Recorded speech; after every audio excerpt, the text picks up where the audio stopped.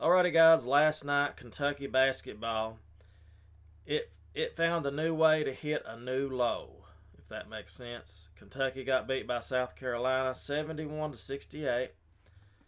Kentucky now falls 10-6. South Carolina's now 8-8, and we're in trouble, people. We are in trouble. There's no doubt about it. One thing I noticed last night while I was watching the game is I really wanted to look at all the things going on around the game. As I saw empty seats. We saw the fan with the Texas sign there. We saw a lot of interesting things last night. And what I saw, people, the most important thing, the thing I've forgotten about this year, the thing that really matters with teams like any sports team, if they don't like each other, they're not going to play hard for each other. They're not going to play well. And I noticed this last night. I was looking at the body language of the players, and it finally dawned on me: the team doesn't like the coach, and the team doesn't like themselves. We have people on the team basically because who wouldn't want to be a Kentucky basketball player, and with a chance to go to the NBA. There's your motivation for going right there. But they don't like each other, people. That's what I've noticed. The team, maybe I'm wrong, but body language tells me a lot. They seem disinterested. Sure, they played there at the end. I mean, you can't tell me Kentucky showed up this game because you don't get beat at home 71-68 by South Carolina. You can't tell me Kentucky doesn't have way more talent than South Carolina. You can't tell me that. So I know better than that. I think we all do. So, not really any bright spots last night. Frederick 14, Sheboy 19, Wheeler 10, Reeves 13. Got beat. Field goal percentage 30% on threes. We shot 10 threes. 50% overall. 11 for 20, 55%. That beat us. 3-point shooting beat us. But what really beat us is the team is not together. Hit a YouTube video there. But the team is not happy. They're not satisfied with each other. They don't like each other. And that is what I saw there. So this has been brewing all year, of course. And people will say, well, you beat Tennessee, that would help. I don't think that's really going to help anyway, if we did beat Tennessee. Muster up one big win to shut people up for a few days. I don't know. This team has problems.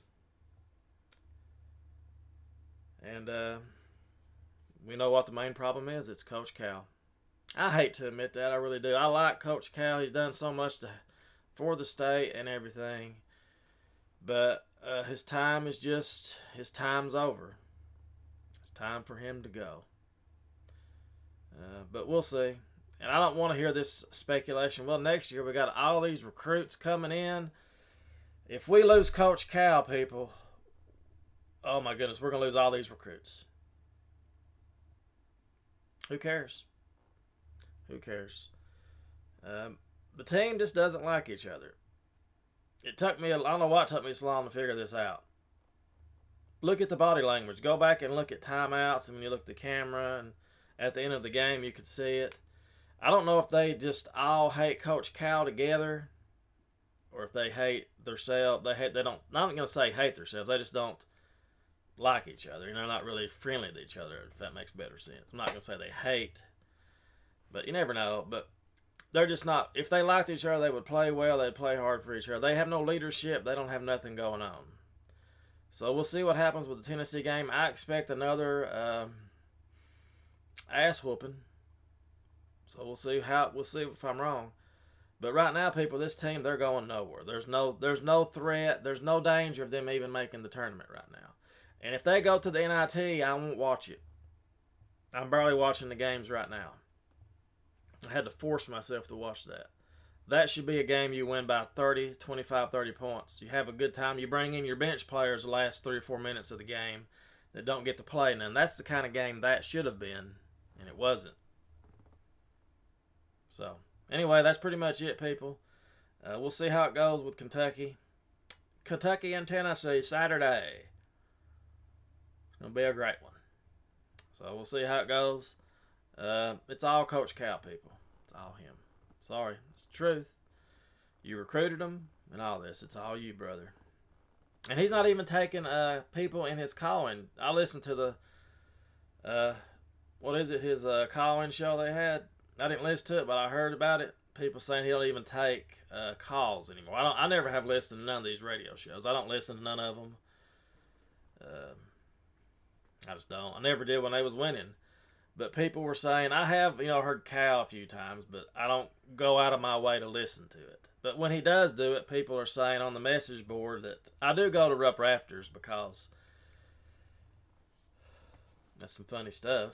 I go there because it's worth it. It's pretty funny. It's pretty funny. But I do go there. That's where I hear this stuff. I hear that Coach Cal doesn't take callers anymore. If they do take them, they're like screened to like people that only like Coach Cal or whatever. But anyway, that's pretty much it. So he looks like he's a coach on the way out. What it looks like to me. He's just trying to get through this season. So we'll see. So as always, guys, thank you so much for watching. If the noise gets high enough, I think he will leave. Unless he just flat out turns it around and he wins a national title or goes to the Final Four this year. I would say Elite Eight. The way it is right now, fans would be happy with the Elite Eight. They really would, but that ain't going to happen. We can make a tournament to do that. So, we might make the finals of the NIT. Yeah, that would be even better. Kentucky makes the NIT, gets to the championship game, and gets beat. That would be icing on the cake. That'd be even better. So anyway, that's pretty much it. As always, thanks so much for watching. We'll see how it goes Saturday. And as always, I'm going to stay positive and pick Kentucky to only lose by 15 points. So go Big Blue.